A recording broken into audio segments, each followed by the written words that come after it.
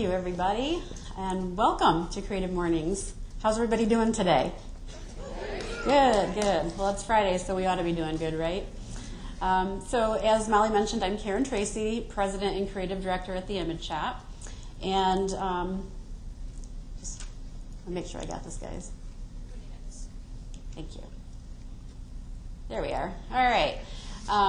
This is our crew, the Image Shop, and we're a 15-year brand marketing company in Grand Rapids that I started with my partners, one of them who's here, Troy Best, and wave Troy, and Rob McCarty, who also happens to be my husband. And we started the Image Shop a few years after I did freelance design as Tracey Design. And so our topic today is courage, and I got to tell you guys, it takes a hell of a lot of courage and probably a hell of a lot more insanity to go into business with your spouse. But despite the craziness that we have in our lives, we do get to have a lot of fun together working with our team here and working with a lot of the great businesses who represent a lot of cool industries here in town and regionally. As Molly mentioned, we are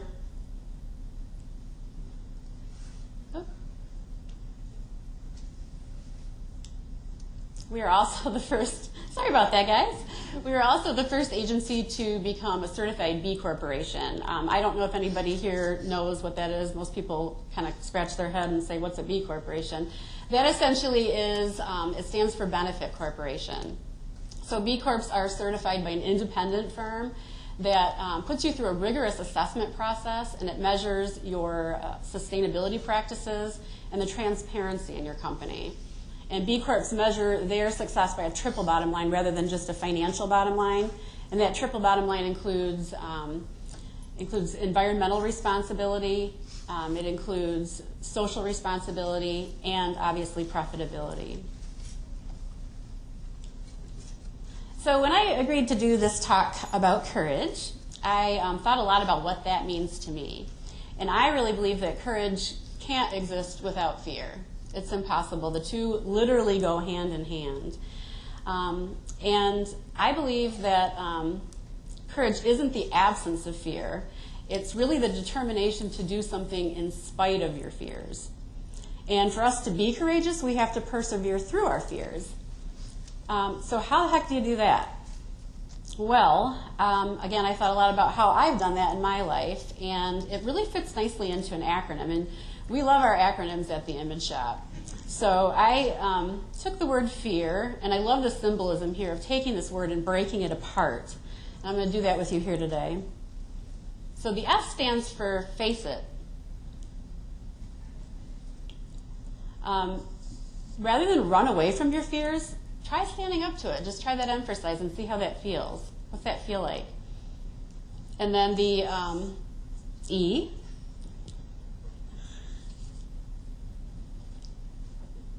Sorry, guys, this is... It's taken a lot of courage to use that. It sure is. There we go. The E stands for explore it. So take a look, dissect that fear. Take a look at how you feel about it, and maybe write down some of the worst things that could possibly happen if you act on it, and verbalize it. Tell somebody that you trust about that fear. Say it out loud. I've honestly found in my 51 years on this planet that the reality of what will happen isn't nearly as bad as the narrative that we create in our minds.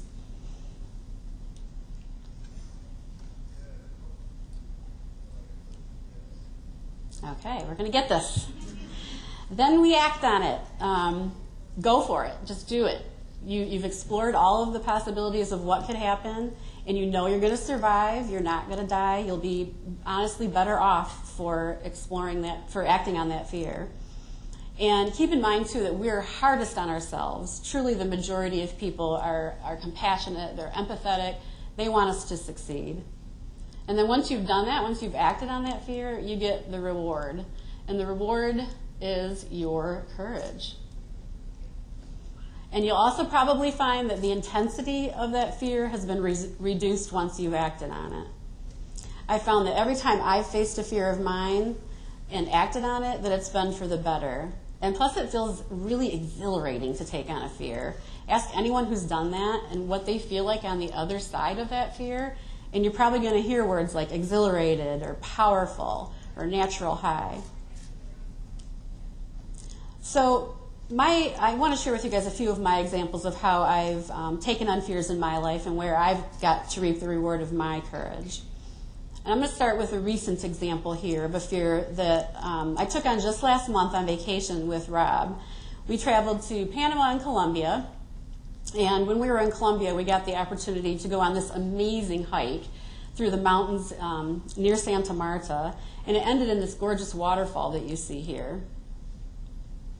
So when we made it to the top of this waterfall, we got to chill out and relax and enjoy and soak up some sun, and we're having a really great time. And then our guide who took us up here says, "Hey, so you guys want to go take a jump off the fall below this fall?" And I'm looking at that going, hell no. Jump? I don't think so. But the couple that we were with were all about it, so I decided I'm going to do my acronym. I'm going to go and face it and take a look and see what I'm about to get into here. So in between here and the fall that we jumped off, there was a lot of boulders that we had to trek over. So we trekked over these boulders. I get to the other side, and I'm like, okay, I'm going to explore this fear and take a look and see what we're about to get into here. And I see it's about 18 feet high. Obviously, once you jump down, you have to get back up, and I'm in bare feet, and I had had foot surgery about 14 months before that, so I was a little nervous about that. And also the fact that I was pretty beat from this hike. And in addition to that, I'd be jumping 18 feet down into a pretty scary pool that had craggy rocks all surrounding it. I don't know why it keeps doing that, guys. I apologize.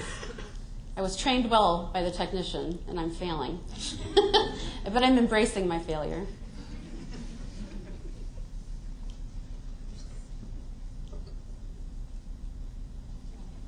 I don't know why it's not. There we go. Okay, so here I am standing at the edge thinking, all right, I've explored this fear. I got to act on it. When am I ever going to be in this place with this opportunity again? This is one of those literal once in a lifetimes. So I'm like, all right, I got to do it. So I did it.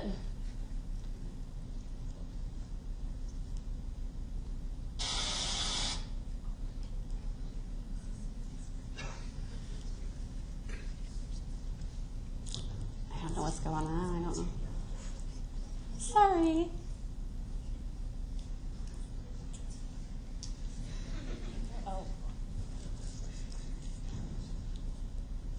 We have other really wonderful qualities besides technical. Really, I think it's me. It was working fine before. Yeah, let's see if. Let's see. I'm gonna give you my other. There we go. Woo! There it goes. Okay. Will it work if I just press the arrows on here? Yeah. Okay. Okay. All right, let's get back at it. So there, yay! Hey, I faced my fear. That was rather anticlimactic, but hey. So, courage. Sorry. I'm going to try one other thing if you just bring two of everything.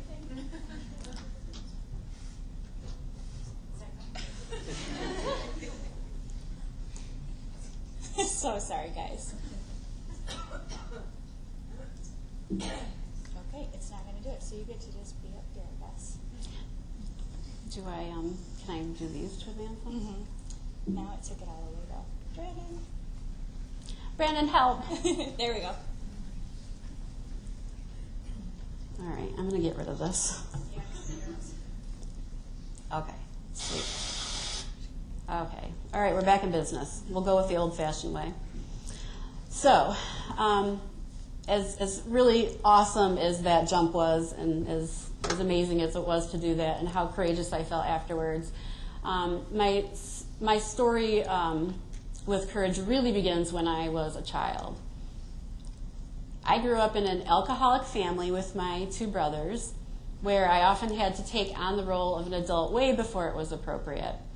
I can remember back as early as about age 4 or 5, and here's a picture of my little brother James and I. About age 4 or 5, when he would come into my room at night and he would be crying because he would hear my mom and dad fighting. My dad had come home drunk and they would be fighting, and he was scared, so he would come to me to look for some security. So I felt the need to protect him, keep him safe as his big sister, which was completely inappropriate, obviously, for a kid of 4 or 5. So I grew up intimately knowing fear. My parents fighting, the fear that my dad would get in a car accident and die, or that maybe coming home from a family gathering where both parents had been drinking that we might die. So that was a real fear for me as a kid. And those fears and that lack of safety as a kid led to my own struggles with addiction and with anxiety. And that began in my early teens and ultimately led to a series of pretty bad decisions and failures that I've made in my life. And while living through that series of failures in that time, I ended up trying to escape it for a while by getting married. Why not? But ultimately ended up getting divorced and then kind of diving back into a relapse of all of those self-abusive behaviors. Then on April 4th of 1998, I was 31 years old and everything changed. I had a near-fatal accident that landed me in the hospital for a couple weeks and required major facial reconstruction surgery, among a few other smaller surgeries. This was a picture that was taken about a month after the surgery, so you can imagine how bad it looked back then. This is 4 weeks of recovery. So I had fallen off the balcony of my apartment complex when I had been drinking. I was drunk, and I should have died in that fall. Physics would say I was a goner. At that time, I was choosing to self-medicate to deal with my anxiety and depression, and that was the tragic result of that. So this accident, by all accounts, was the worst thing that had ever happened to me in my life. But it was also the best thing. I just didn't know that yet. It was my second chance at life, and when I really began to find my courage. So what followed after that period of time and that tragic accident was a total transformation for me. I had to fight to regain my physical strength, obviously. But what was even harder for me at the time was I had to battle my fears and my demons to find my emotional strength. I immediately started to take responsibility for my failures. It wasn't anybody else's fault anymore. It was my fault. And I began to look at the world from an entirely new perspective. I began to take some really big risks that were challenging for me at the time. The first of those risks was I decided that I didn't want to work for anybody else anymore. I decided to quit my job and sell my house, sell my car, get rid of my worldly possessions, and go to Mexico to travel for a couple of months. So I did that with the first man that I had ever had a healthy relationship with, and so I decided to marry him, and here's us getting married before we left for our big adventure at the Justice of the Peace. And we had some incredible experiences during our time in Mexico. We traveled there for a couple of months, and we saw all kinds of things that really forced me to take a good hard look inside and reinforced that idea that I just didn't want to do anything for anybody else any longer that wasn't satisfying to me. I wanted to work for myself and do something where I could have more freedom, more flexibility, and where I could do something that mattered to me. So immediately after returning from Mexico, I decided to start my own business. At first with Tracey Design. So I did primarily freelance design and consulting and some event management for nonprofits in town, including the Michigan AIDS Foundation, Michigan Women's Foundation, and United Way. And as the business grew beyond nonprofits and we started to take on restaurants and other smaller businesses, it started to get a little too big for my britches. I couldn't handle it anymore by myself. And I needed somebody who understood the finance and economic side of things. This is a picture of me inside our office. That was our first office there in the previous picture. So I asked Rob, my husband, if he'd help me out. He was really good at finance, and I said, hey, can you give me a hand with this? And he started working part-time for me, helping me with finance and client management, which it turned out he was really good at. If any of you know Rob, you know that. Then a couple years later, as we took on more clients and grew bigger and bigger, we decided we had to expand. So we changed from Tracey Design and formed the Image Shop with our partner Troy. And shortly thereafter hired our very first employee, John Gamble. And he was hired in 2006, and from there we grew and grew until we were the 10-person team that we are today in our new offices over on Fulton Street on the west side of Grand Rapids. And we had a little open house, and all of our allies that came to visit us signed their name on our ally wall that Lisa created, our famous art director at the Image Shop. All right, so the last example that I want to share with you guys today about courage is probably the biggest one from my perspective. Shortly after my son Brandon was born, I started a grassroots animal rights organization called Grand Rapids for Animals. And I gotta tell you guys, it takes a motherload of courage and also tolerance to stand up for your rights and support unpopular causes. And animal rights, especially back in the early 2000s, not a popular cause. And honestly, anything that you decide to do and you stand up holding a sign for something that you believe in out in a public space will draw bullies. And I say if I had $1 for every time I was told to get a life or get a job or had the finger flipped at me, I would be retired by now.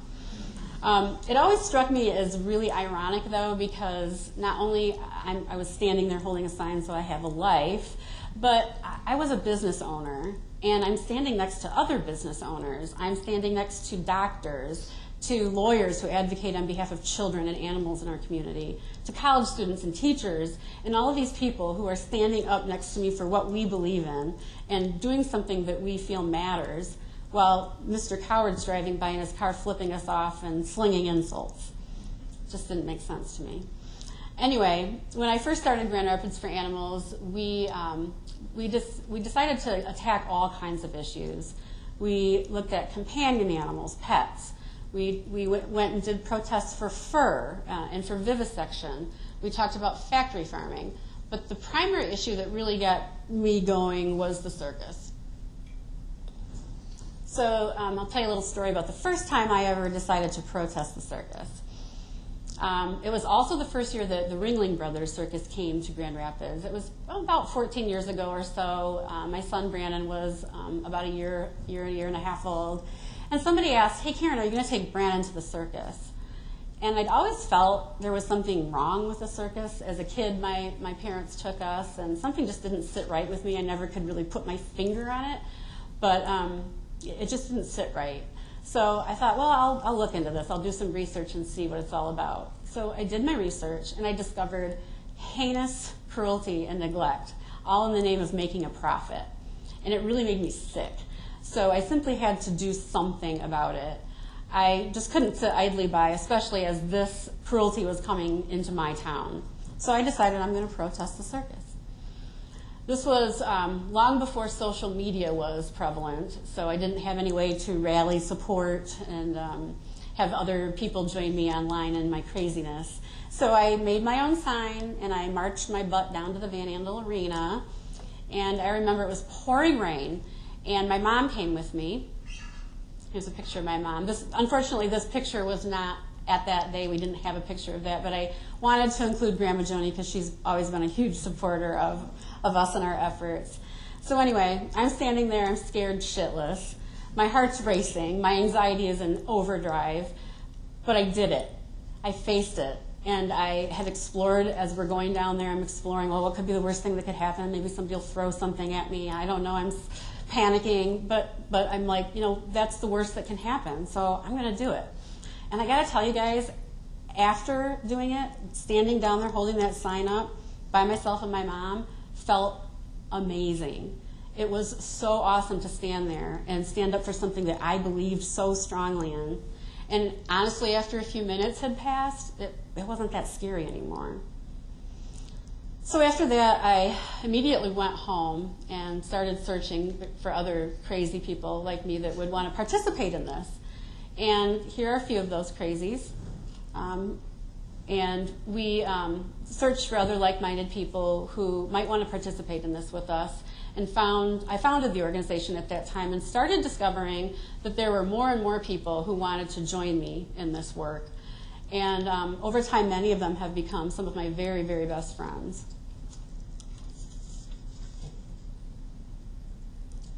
And here, this little guy is one of my first recruits.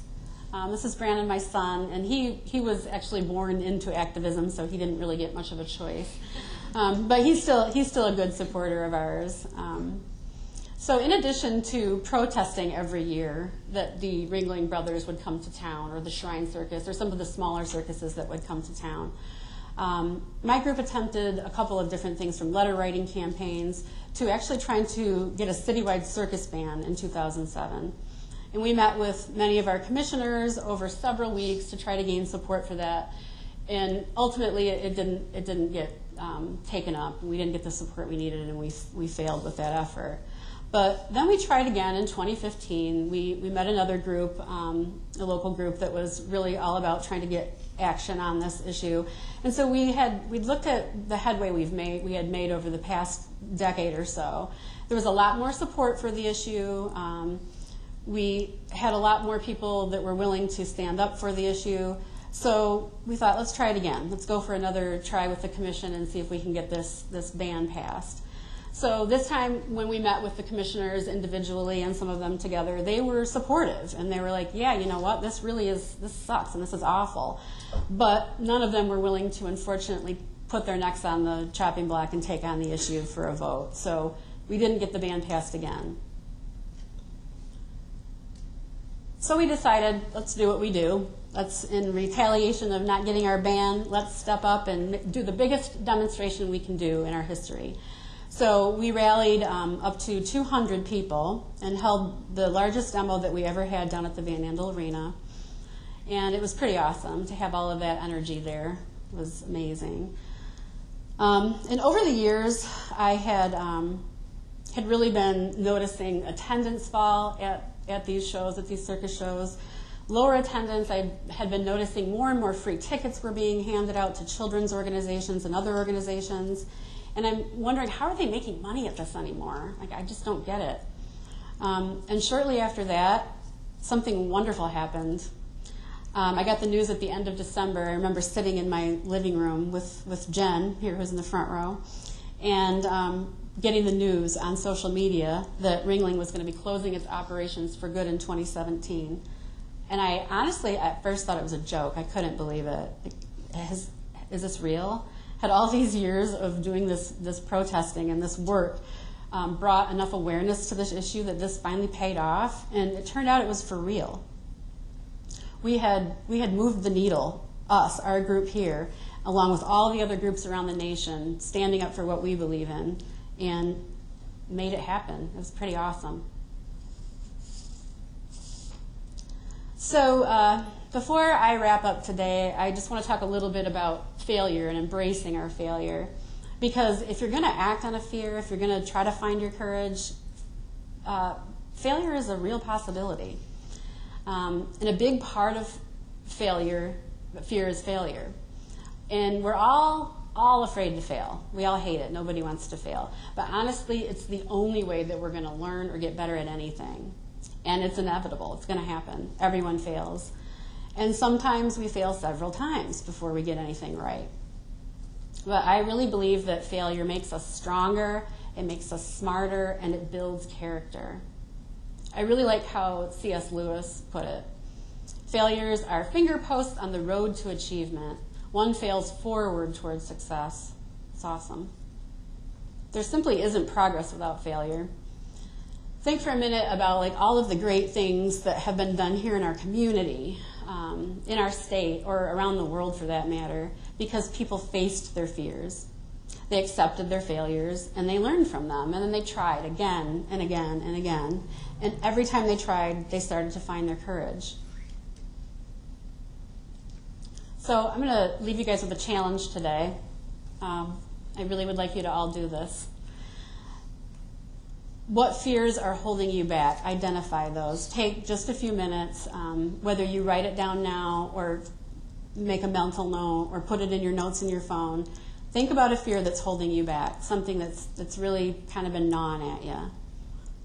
And then face it and document it. Write it down. Write that fear down and explore it over the next few days. Dissect it apart. Do that. Take that acronym and break it apart. Write down those worst things that can happen and take a look at that. And when you've finished examining that and you're ready to act, go for it. Just do it. I guarantee you won't regret it. And you'll be rewarded for your bravery. Your reward is going to be your courage. And I know you can do it. I did it. You can do it. Thank you.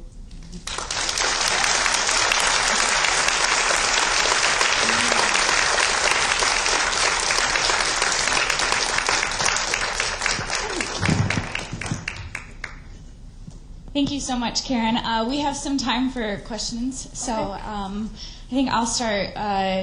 How did you start the brand Ally with Image Shop? Is that something that you've always done, as the design? The term itself, the term brand Ally, was something that we came up with as we were all working together as a team to try to work on our new brand.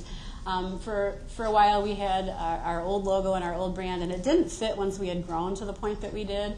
So we were spending a lot of time working together trying to come up with, well, what really defines us and how are we different than other organizations like us? And really that term ally became the perfect term to describe the fact that our partnerships that we have with our clients go deeper than just partnerships. We really become so tight, and we form bonds and friendships, and we're there for them no matter what, day or night. And so that term really resonated with everybody on our team, and we had a lot of fun with it. And you'll see that if you follow us at all, you'll see that term used a lot in our marketing. Any other questions for Karen? Oh, that's a good job. I was just thinking about, your story about falling out of your apartment is very powerful. I mean, do you think if it weren't for that moment, like what else would have shocked you into a transformation? That's a really good question. I honestly don't know. I could speculate that maybe there might have been some other milestones in life that could have done it. But I think without that, I would have kept repeating my behaviors, really, really bad, poor decisions and failures, and I kept repeating them. I would escape for a while, and I would, get on the right track, but then something would click and I would repeat. So I kind of feel like I needed a smash your face kind of moment to really come out of that bad place and really get to a better place. I would like to believe that I would have got there in another way as I grew older and wiser, but I don't know. That's a really good question. Thank you. Was there ever a point where you almost gave up doing freelance? Yes.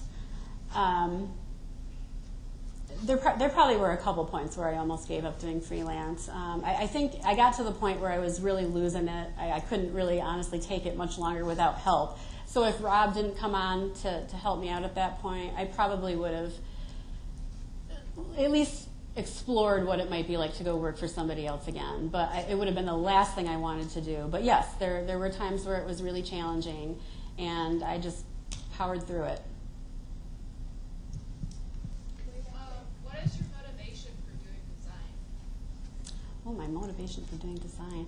I've always been a huge color and artistic person. I love color. As young as that picture up on the screen when you saw me there, I would spend hours taking colors out of my crayon box and drawing. And I've always been so tactile and so just visual and tactile. And I think that those base characteristics drove me to really pursue that as a career. I'm a words person and a visual design person, so I think I was kind of toying between which way would I go with that. And creative direction really is wonderful because it brings in both sides of that. And so I think it's just kind of always been there, and that was a logical path for me to pursue. Way back there? Yeah, you. Okay. So I really love your passion when you talked about protesting against animal cruelty. What would you find your 2018 Ringling Brothers is? Oh, that's a really good question. I would say really what my 2018 Ringling Brothers is, it's probably going to kind of flow between two different things that I actually do work on in my other lives, is equity and environmentalism. Environmentalism became important to me almost about the same time that passion became important to me with the birth of my son. And it all started with diapers, honestly. It's like, oh my God, all these disposable diapers going into a landfill, it's horrible. And so that was my motivation to try to find an alternative, and then that opened up, thank you social media and the web, for opening up a whole world to me of information that led me to make changes across the board in my life. And then equity has been something that I've really been getting passionate about in the last couple of years. You guys have, I'm sure, seen equity being talked about a lot in our community. There's Equity Drinks. It's a group that I sit on the leadership team of. We meet, it used to be every other month pretty regularly, but we've taken a little bit of a hiatus. We just had an event this week, Wednesday. So anyway, that's an issue that's really important to me, and we've been embracing that at the Image Shop as well. And so yeah. I have a question about your traveling. Mm-hmm. For one, kind of what motivated you to do that, and did that kind of help you in your career or to see things differently? And two, were you also freelancing while you were traveling out of the country? No. When I quit my job, I was working at that time in nonprofit, and when I quit my job, it was really without a plan to do anything. It was, let's go travel for a couple months. I knew the only plan I had was when I came back, I knew I didn't want to work for somebody else. I didn't know what that looked like. But I'd sold my house, I had sold my car. My husband had done the same thing, so we had a little stockpile of money, and we were just going to live off it and be nomads and be crazy for a couple of months. And that, the intention of what we did with that trip was not what happened. It was life-changing. It wasn't traveling to resort Mexico. It was traveling to interior Mexico and seeing serious poverty and beauty all in the same place. And that really was a huge motivator to make changes, to do things differently, and to really find what mattered to me. I didn't know at that time that the environment was something I was going to pursue, or animal rights, or any of that. I just knew that there was this need in me to do something more, and that trip was the big eye-opener for me.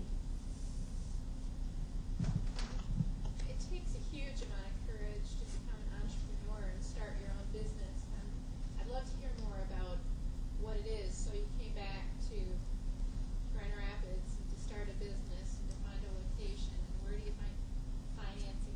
I'd love to hear more of that story. Well, for me, when we returned, we had a little bit of money left, enough to buy myself a Mac, and that's really all you need to get started in our industry. So I bought myself a Mac, and I just started. I had connections from the nonprofit world that I worked in, and I said, hey, here's what I'm going to be doing now. I used to do event management for nonprofits and then marketing.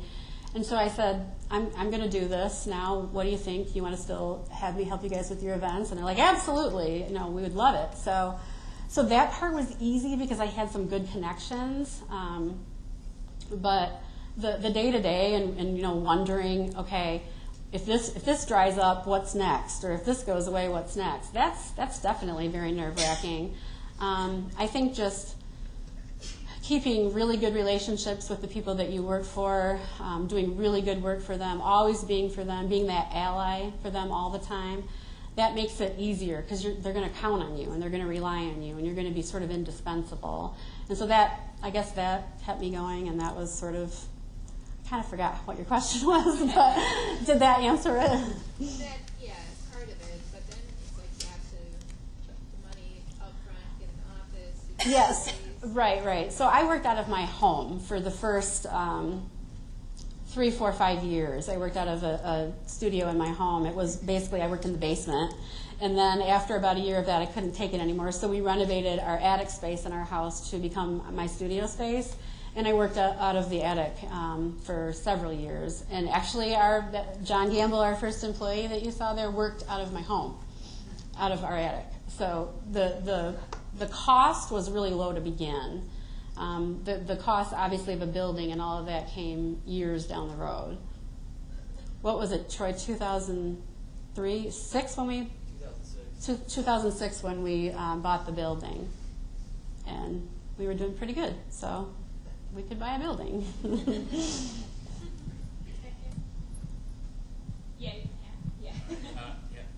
My wife and I are kind of in the same boat. Year and a half in, best advice for running a business with a spouse. He's not here, right? He's not here, and if he was, it would be fine. Number one, don't have any staplers close to you. If you want to know about that, I'll tell you later because it's gory. No, I think the biggest advice I can give you, is it just the two of you, or do you have other employees? Yeah, it's just the two of us. We have our own spaces. But Okay, well, that's important to have your own space and have retreatable spaces where you can, get away from one another and you're not on top of each other. But more important than that for me, the big aha moment for me and what really changed for us at the Image Shop was when we really defined our roles. That role definition, for a while it was like, well, are you the boss or am I the boss? Are you the boss or am I the boss? And then your employees don't know, I don't know, this is so weird. But defining the roles, and we defined the role of Rob as CEO, so he's the big boss, he's the honcho. We defined me as creative director. And once we defined those roles, I knew at work, he was my boss. I didn't like it, but I eventually got used to it. So that was a game changer for us, is defining those roles. Couple more questions? Could you talk a little more about your process of becoming a B Corp? Like, what were the biggest changes that you had to make, or Yeah. We really didn't have to make any changes, which was the cool thing. So years ago, and I can't remember the year, Rob first heard about B Corporation at a conference he was at, the Social Venture Network. And he's like, oh, this is kind of cool. Maybe this is something we should look into. So he started looking into it, but then it went on the back burner like most things do. And then a few years later, it came up again because some of our clients were looking into becoming a B Corp, to pursuing that. And so he's like, oh yeah, that B Corp thing, maybe we should look at that again. And so at that time, he knew he didn't have time for it, so he asked me and an employee that was working for us at the time, Emily Hames, who's no longer working with us, but was a great friend also. We took it on and went through the assessment process, which is massive. It takes months of time and documentation. But the thing that we found is we didn't know what score we would end up with at the end of that, but we ended up higher than the score you needed to become a B Corp by just doing what we were doing. We didn't change anything. So it has always been kind of in our DNA to do those things, to be responsible to the environment, to be responsible to our community, socially responsible. So those things were happening anyway. We volunteered our time. We're doing right by our employees as best we could. So those things were natural. What changed when we became a B Corporation is the documentation of that. So we started documenting the things that we were doing because we just did it. We didn't know, we had no record. So then we started measuring things like our trash, our waste, our composting, our recycling. We started documenting all of our suppliers. How far did they work? How far were they located from us? Were they women-owned? Were they minority-owned? We started documenting everything. And that became this beautiful benchmark to get better every year and better and better and better. And so we're actually up this year for our recertification, and we're going through that process right now. And so far, we have to go through a formal interview, and they actually interview employees and everything. with them here in the next couple of weeks, but we are set to, it looks like we'll be very well off to get our recertification. Does that help? Yeah. Okay. Can you talk about critique? That's fearful for some people. If you have a process, you have a lot of creative people on your team. As a critiquer or the critiquee? How about both? I think as the critiquee, being open-minded and knowing that how you see something is how you see it. It's your vision, and there are all these other inputs that come into that you might not be aware of. So being open to the fact that you may not have the full picture. You may not understand every nuance that comes into that. You've got a project manager on your team. You've got a creative director. You've got strategists. You've got other people that have valuable input. And that input is essential for you creating something that isn't only beautiful and that you feel proud of, but that meets the client's needs. As a critiquer, I think being compassionate and not being so harsh and rude about it, and maybe just coming to a point where you can say, this is awesome. What you did first, just like the traditional praise first. This is great. What you did is wonderful. It has these good qualities, but this is what we're going for. And maybe explaining. Maybe they missed something. Maybe they didn't understand part of the assignment or part of some of those nuances that came into it, and explaining what you're going for, and then working together on a solution rather than saying, "Do this. That's wrong." I think that collaboration and working together and maybe like brainstorming some solutions together so that the person feels part of that solution, not being told what to do. All right, one more question. Can you talk a little bit about that point when you decided I need an employee and what the challenge was bringing someone else in and no longer owning the responsibility of doing all the work yourself?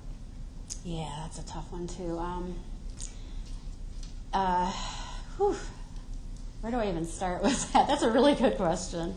So I just knew physically my capacity was limited. I couldn't do it anymore. Not only just the volume, but some of the software had advanced so far, the thinking had advanced so far. Digital was becoming a thing. I had zero understanding of digital.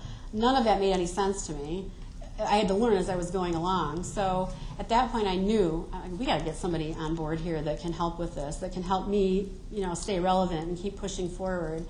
And so it became a natural solution. But then, the whole thing about this other person coming into this tiny little tight-knit group and how does that affect that dynamic dramatically. Everything changes when you bring other people into your core, right? But it was good. It was good and bad. We learned. We grew together. One of the things that I'm really proud about is at the Image Shop, we've had people come and go, but everybody that's gone is still a really good friend. They come back and see us. So we got a good vibe.